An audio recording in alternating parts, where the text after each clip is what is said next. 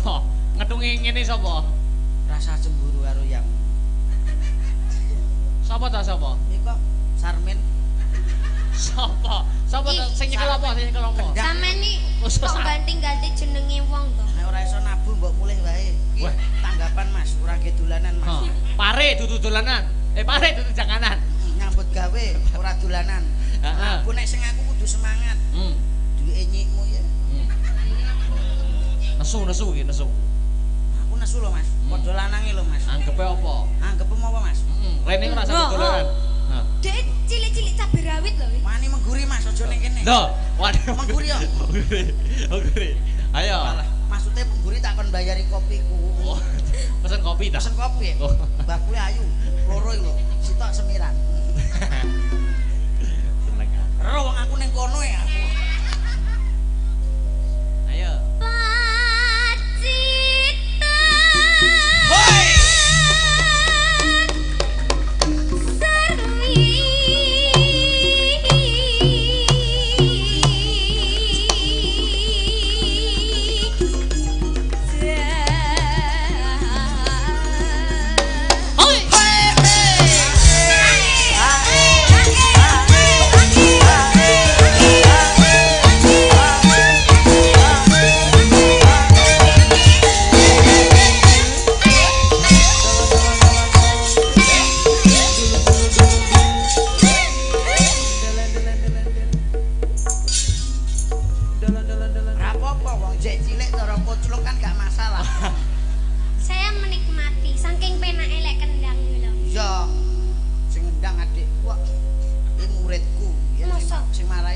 Loh, berarti sampean pinter. Loh, saking pintere ngelmuku disesep entek gak iso apa-apa aku.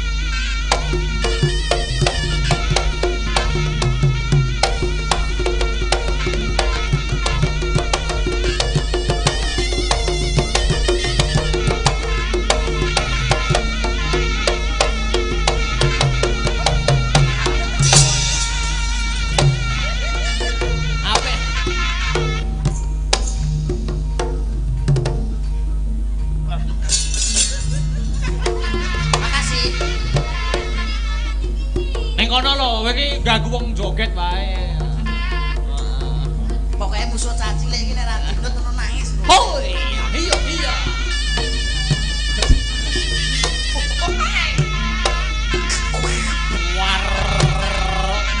Wardo yo. Lah iki lho tunggale wedhus ngeleke tamat. Iki loro ae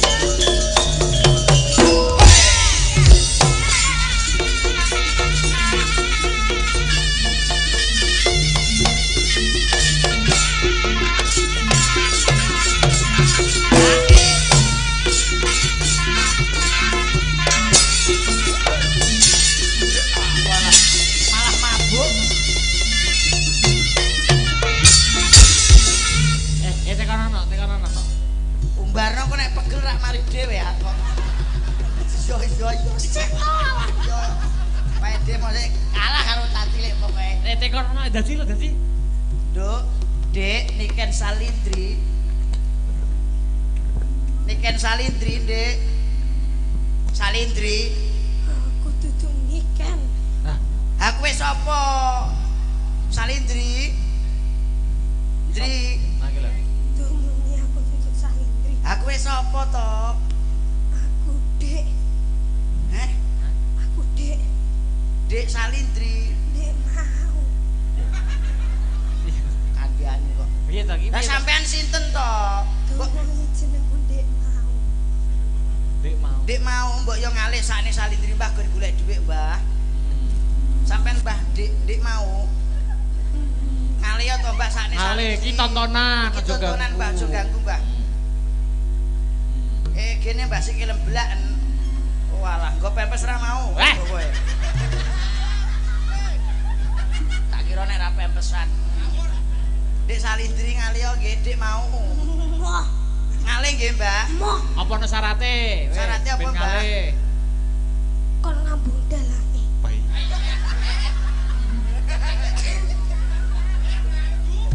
Mbah Dik mau upama usul liyane dalange pripun? Yo wis jalukno dhuwit. Bapake dalange. Pakane biasane ra tau nggo dhuwit ku Mbah transfer iku. Ya Pak yo. Mosok enek Kepala duit. sekolahe. Kepala sekolahe. Iki nek jejeg gekku kok. Malah moro-moro kene kejejet malah. Pak Marianto. Pak Marianto. Weh, iki kita anu ki. Aduh, Pak. Iki tapi di video anu viral iki kok. Angge nyuwun. Wayang gaib iki kok. Anu, ora wayang gaib. Wayang gaib. Insiden gaib. Oh, sinen gaib. Nyuwun sewu Pak Marianto menika mboten sakne Pak niki, Pak. Tenang, Pak. Ha niki nek sesuk niki saya sekolah saya tanggapan lho, Pak. Nggih. Nah, bener deh. Malah. Saestu, Pak. Nggih.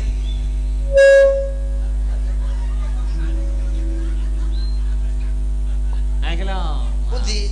Nah, wis Malah kalih. kowe mbok korupsi nek kiting tanganmu. Kon kalih. Tak ijoli ya, Mbah. Alah, yo. Nah, wis. Iki, Mbah. Wis Mbah. kalih. Wis Mbah ngalih, Mbah. Ngalih, Mbah. Mbah, saya satu sok Mbah lho, Mbah. Wis. Wis ngalih. Wis, waras. Waras. Wah. Nyapa iki? Nyapa? Hei. Nyapa? Nyapa sinten, Mbah? Aku Mbah sinten? Sinten, Mbah? Ngalih yo, Mbah. Lah caplokane. Mbah. Lah caplokane. Ngalih yo iki nggon wayangan ditonton wong akeh. Lha syaratnya apa ben ngalih? Ah, Mas Jarno lembal-lembale dhewe. Ora, jajal ditakoni sik, Dik. Syaratnya njaluk apa? Jaluk apa, Mbak? Ora, syaratnya njaluk napa? aku iso mari. Heeh. Kudune Pak Marianto ngeki sangu aku. Demit kok jaluk sangu. Nggih. Demit ki mbok yo enek kembang, menyan, dupa. Mah aku duwe. Wah, niki Pak Marianto niki kula anu lho nggih, mboten tanggal jawab. Pak Marianto, mriki Pak tak tapanane, Pak. Alah monggo. Ya Allah, Ya ampun. abang yo anak abang. Kena Dik. Ya Allah, ya Allah. Ya Allah, sama nih senari ya. Mari ya, Mbak ya. Kene. Kena. Pas wakeh kok ya. Tit. Demet kok kena duit. Kena Dik, kena jajal di tes coba jajal, mari ora. Ora mari. Nah, tekon. Ngantek sesuk ngene iki nek ora abang. Jajal, kena. Kilo. Lah, wis mari kene iki.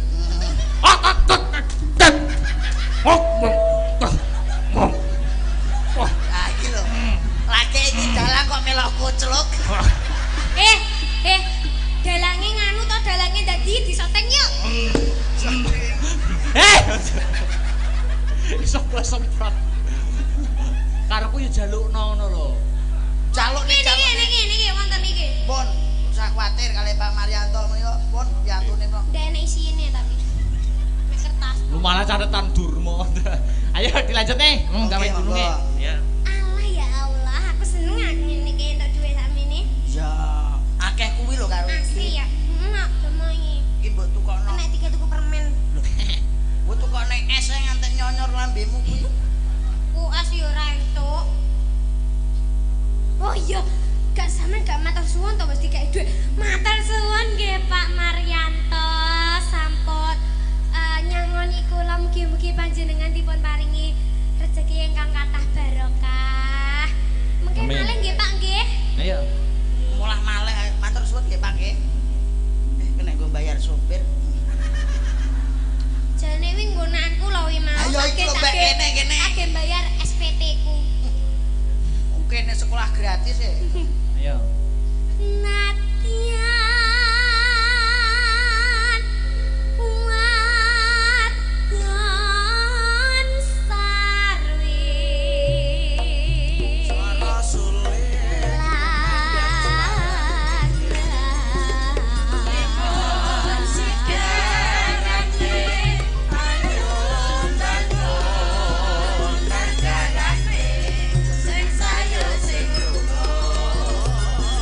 Induk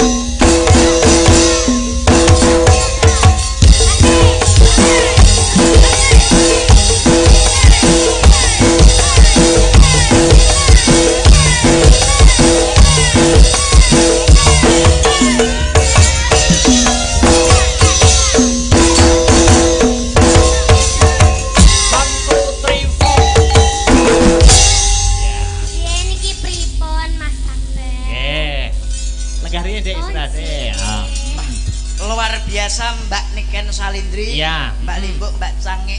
Iki dilanjuti ya, Mas. Nggih.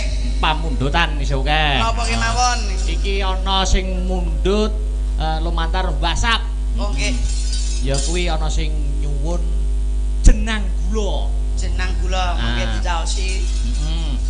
Aku njaluk sing nembang Mbak Mira. Mbak Mira, oke. Dalu punika live streaming Asta Brata Media. Matur sembah nuwun ingkang tasih nderek wungon dalu punika. Iya. Mugi-mugi panjenengan ingkang mirsani wonten YouTube pun paringi yuswa ingkang panjang, rejeki ingkang kathah ingkang barokah. Amin. Monggo sowanipun Mbak Mira. Mira. Ayo, semeneng sik. Bis jurusan Solo Surabaya. Nyantai yo. Semeneng sik.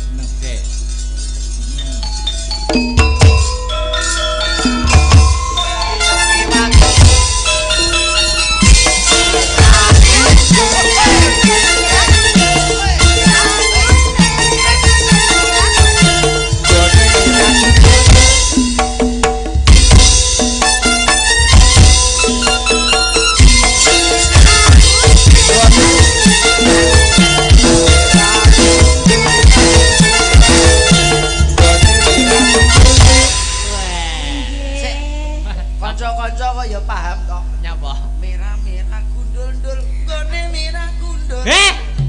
Ngerti krondi ning Heru lho, Heru sing lho. Wah, Mas Heru, nek Mas Heru niku pun ngertos daya nek Mas Heru tapi. Nek aku. Lah sampean pengen ngerti yo piye? Ambane nantang kuwi. Yo. Nggih. Terus ngono. Ada Romo. Wilujeng dalu Mbak Mira. Nggih asugeng dalu Mas Dalan. Kepripun pawartosipun? Alhamdulillah sae-sae kemawon. Niki sowan wonten SMP Negeri 1 Pacet. Nggih. Wonten Mas Lendro. Oh niki Mas Lendro to? Iya. Sing biasane ngarit niku. Oh iya no. Teng ajeng mriko ta, wonten seket-seket mriko. Bener. Sampean to Mas, masalah sing gawene nyolongi kumbane wong-wong barang kuwi. Ayo katokmu jero kan sing aku. Padane apa kok ngarit? Aku surat tau ngarit. Mbak Mira. Kenapa kok tak iki ana pamundutan jenang gula? Iki pamundutan jenang gula ki sing nyuwun ora sapa-sapa ning kanca-kancaku kuliah. Oh, Mergo tembang sampean sing sampean upload ning Instagram. Sing tembang jenang gula saka ngiringan ki lho. Oh, lah saka ngiring. Lah keke sempat viral di status cah-cah kanca-kanca. Niki sing nembang. Iki. Sing nembang niki. Idolane. Heeh, kanca-kanca pedalangan semester 1. Heeh. Idolane putute Joko Kleteng. Asli niki. Tenan kula niku digawe story niki. Ngepen banget karo iki. Jeneng gula niku. Sing wengi ngeten lho. Sinten? Iya, iya. Sinten? Kok tak kirimi fotone cahya. Monggo Mbak Mira ngaturi jenang gula nggih. Nggih. Monggo langsung mawon nggih, yuk.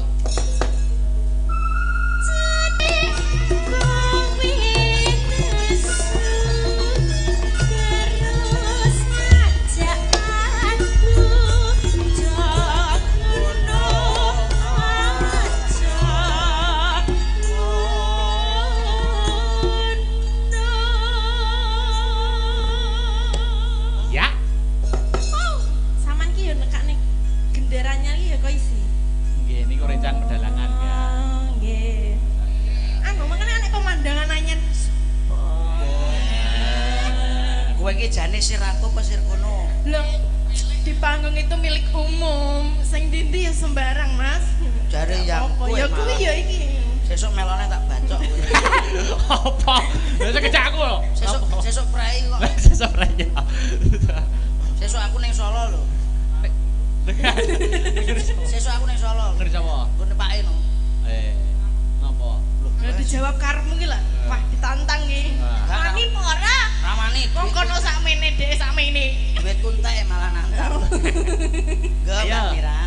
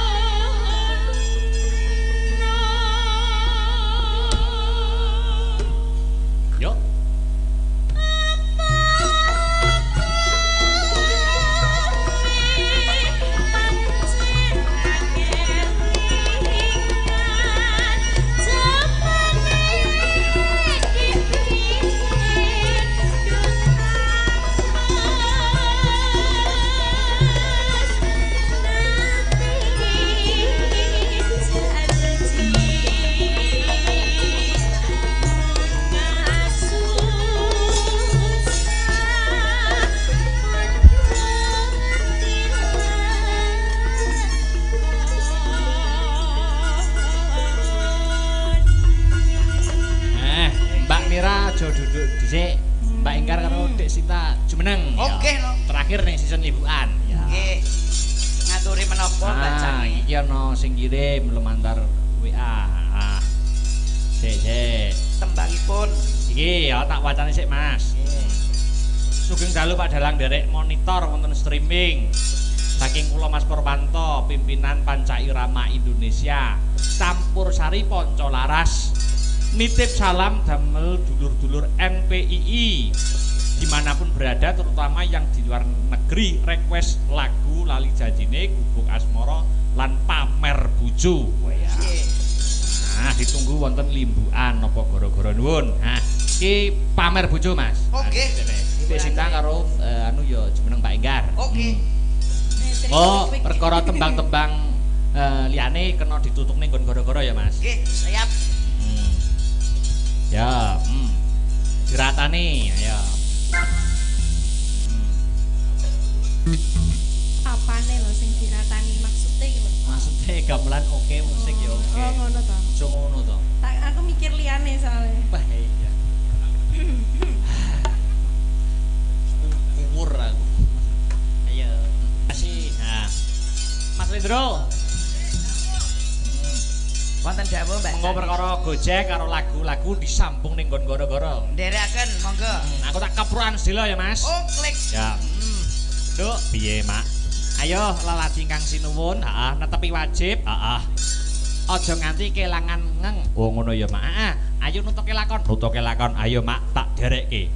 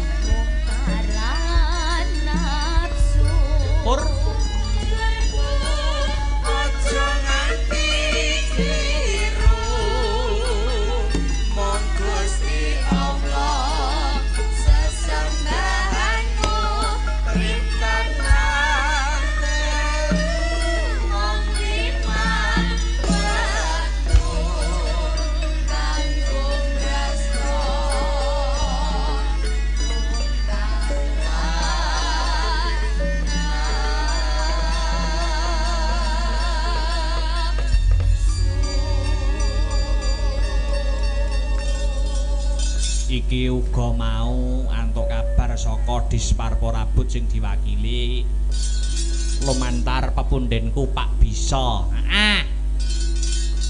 Ya kuwi perwakilan saka Nganjuk. Oh ya. Iki Raka Raki iki berhasil menjadi wakil 2 Raka Jawa Timur 2020. Oh ngono. Iki entuk kabar lumantar WhatsApp. Oh ya. Ya iki Kang Mas Elvan. Oh, iki Kang Mas Nganjuk angkatan 2015. Oh iya. Iki wis berhasil menjadi wakil 2 Raka ning Jawa Timur, tingkat provinsi. Tahun 2020 hebat luar biasa. Dasare ya patut dibanggakan. Ora mung pemuda-pemuda ning Kabupaten Nganjuk, ning dasare Kabupaten Nganjuk dhewe iki ya wis mulai terangkat wis mulai terangkat. Baik dari sektor pembangunan, baik dari sektor pariwisata, ya iki wis lumadi kanthi becik, lumadi kanthi apik. Oh ngono. Iki sing jenenge proses, terus step by step ya ning pasti. Oh ngono ya, Mak. Ya yang ngetokake dawuhmu ya muga-muga bisa memotivasi para pemuda-pemuda, para bocah nom-noman kang mapan ana ing Kabupaten Nganjuk supaya menggali potensi satemah bisa dadi pemuda sing berprestasi, bisa mengangkat nama Nganjuk supaya lebih maju dan berprestasi, maju dan bermartabat. Ya. Ya, ora usah dadak kesuwen, ya. Ora ngajak kancaku supaya ngancani awake dhewe ning panggung sapa? Sedulurku tuwa saka Blora Mas Lindro. Supaya munggah ana ing pepanggungan ngancani aku. Ngono. Supaya paring ular-ular, ya kuwi ana ing Ambal Warsa. Kang mapan ana ing SMP Negeri 1 Pace kene ulang tahun Mas. Monggo Mas Lindro iringane aja dipleroki bablaske praon. Oh ngono Mak. Ya, aja dipleroki. Monggo Mas Lindro minggah wonten ing pepanggungan. Ya.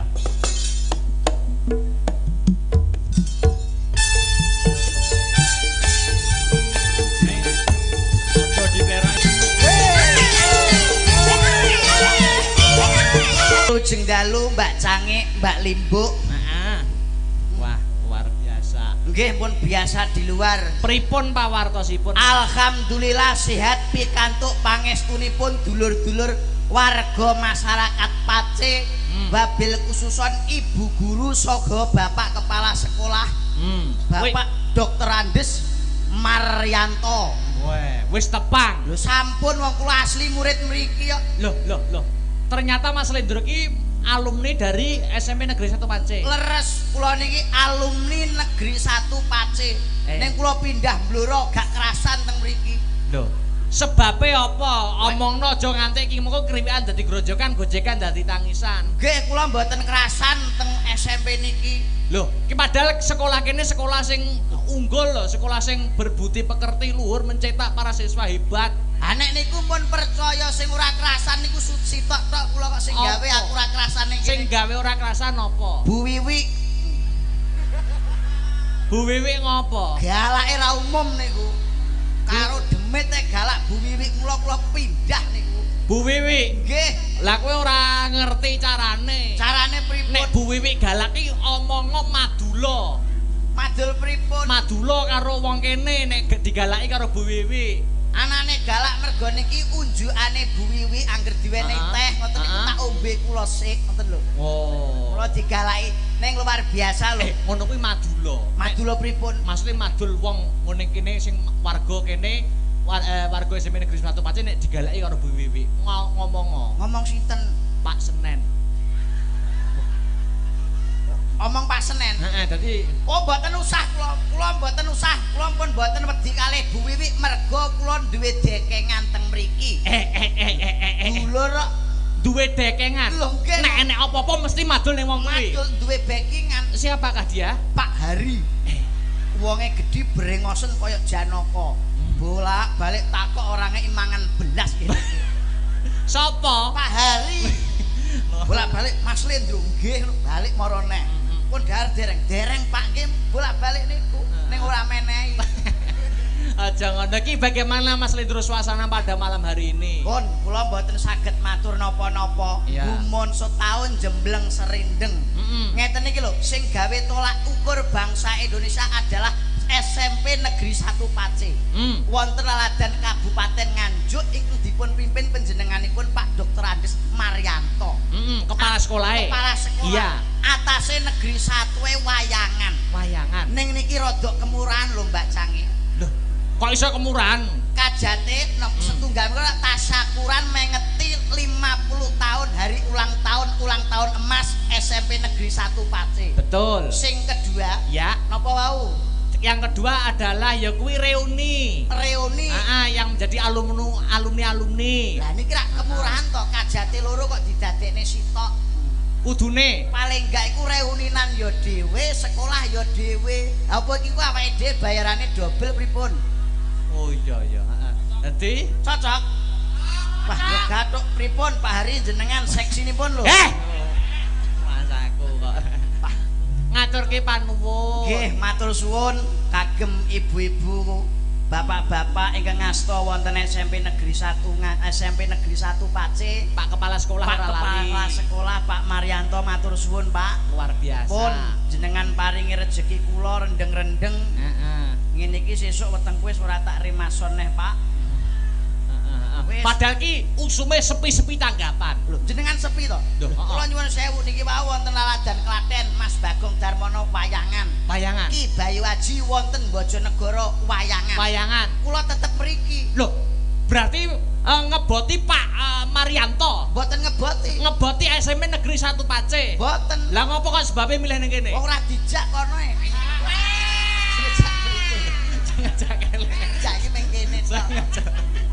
Oh, dadi ngendi sing Sing ngejak? kejak mboten ya. Saking ngono Pak Maryanto ki ngesake karo sampeyan. Nggih. Mas Lendur ki musime sepi tanggapan, ayo dijak kumpul melekan tirakatan bareng ning sekolah SMP Negeri 1 Nah, Pace. niku rak wong ora ngerti kok nek kula niku tiyang berpengalaman, wong kula ni alumni mriki dados bisa menyesuaikan. Bagaimana seniman iku nek sepi ning duwe pemasukan. Lah, iki sing perlu dikaji lebih dalam, Mas. Lho, wong niku pripun? Dadi aja jagakne senimane. Malah ning bagaimana dapat mencari pemasukan di lain pekerjaan seni. nggih nek kula ngene iki mung nggih sampingan kula. Oh, seniman duwe dadeke sampingan. Ya nggih sampingan nggih nyambut gawe ning akeh winginane. Loh, maksude? Wong winginane nyuwun sewu.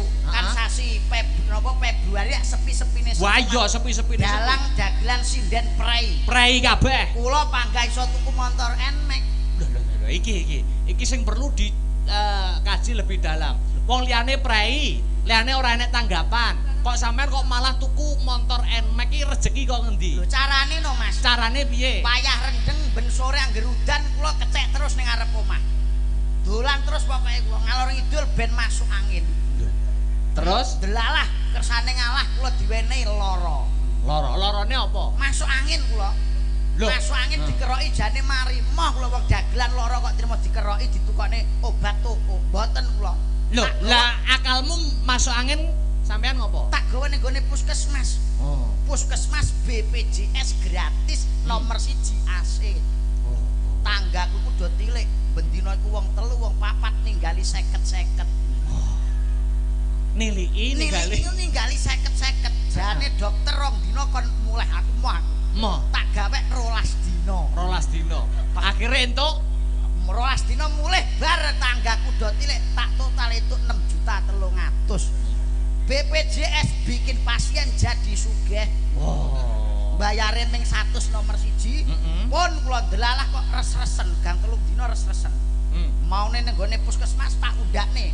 Tak gawe ning gone rumah sakit.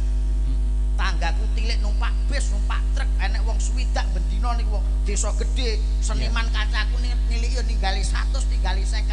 Bar loro tak total untuk 26 yuta. Sakniki tak tukokno Nmax. Sampean pengen loro apa piye?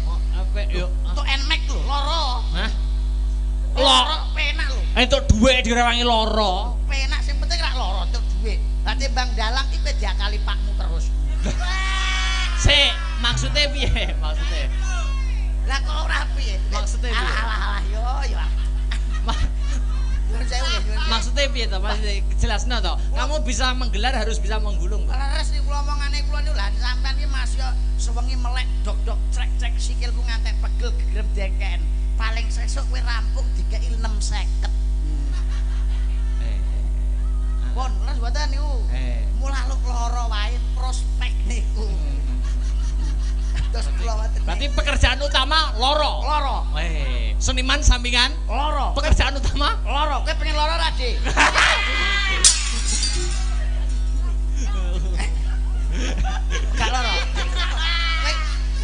awakne men wajang to, Dik. Oh, wis lara to. Ayo gone rumah sakit ben ditiliki tanggamu. Kok gek kowe gak rukun karo tanggamu. Mangsaku. Ki tapi luar biasa, Mas.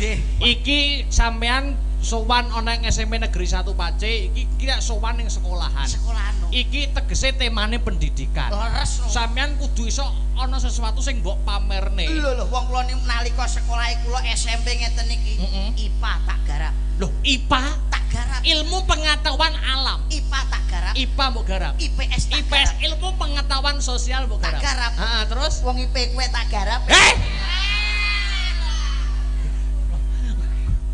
Layakno Mas Mudek iki nge-WA aku. Pripun? Karo Slendro ora tak bacoke ndase ngono. Maksude kula garap niki pekerjaane anake kula garap. Saniki nyuwun sewu Mbak. Iya, betul. Indonesia itu luar biasa sangat. Indonesia. Khususnya warga Nganjuk sakniki malah wonten wacana nyuwun sewu nggih. Nggih. Wonten wacana niku banyu iso dadi bensin.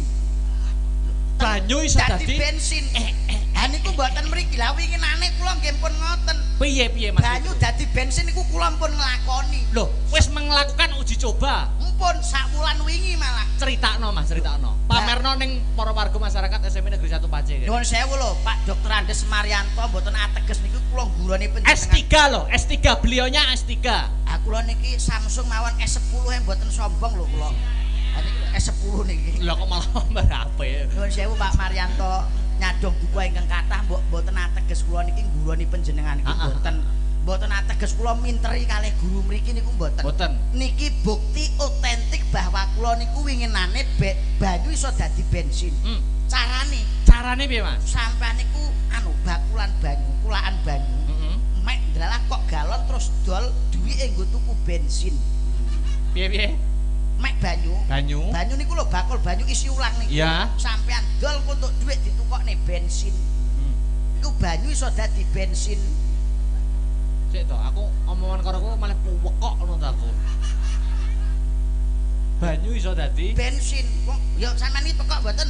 Ya ora, janine ngomongan karo kok malah pekok. Ketok kok. Ketok apa? Ya ketok niku wau.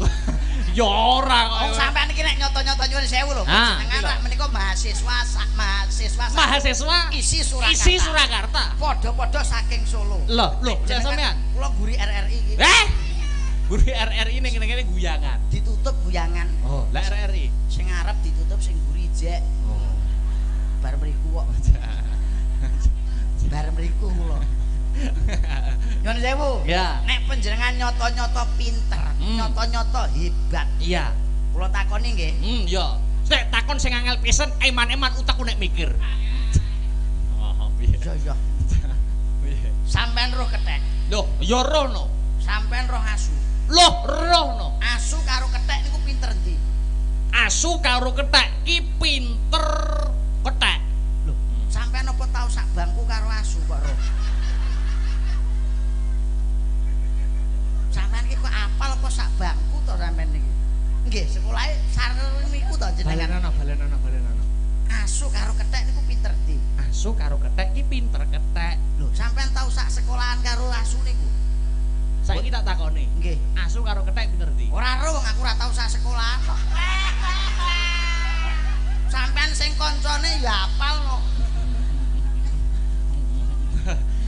Karepku aku sak sekolahan karo kethek ngono to. Duka niku ora kantung jenengan no.